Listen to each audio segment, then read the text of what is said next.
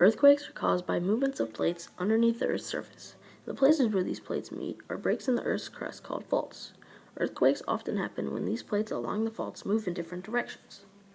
If something gets caught in between one of the plates, then they can build up pressure until one plate has too much pressure and gives in, and then both plates will shoot off. The reason for this plate movement is because of convection currents. The magma rises through the asthenosphere because it's very hot and less dense. Some magma gets through the asthenosphere and becomes part of the ocean floor. It then slides under the plates and drags them apart from each other. Then the magma cools and becomes dense and sinks.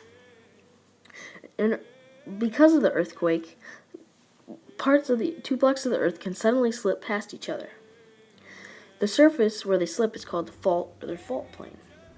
The center of the earthquake is called the focus, and vibrations from the earthquake around the focus are called seismic waves. The location of the focus from the focus directly above on the surface of the earth is called the epicenter. The way scientists measure and record the intensity of an earthquake is through a tool called the seismograph. When an earthquake occurs, the base of the seismograph stays still, and the weight holds the pen still, but the cylinder with the paper on it, the drum, shakes, and the pen writes the intensity of the earthquake onto the piece of paper. Another tool used by scientists to measure the intensity of an earthquake is the Richter scale. 0 is the least possible intense earthquake, and 10 being the highest possible earthquake.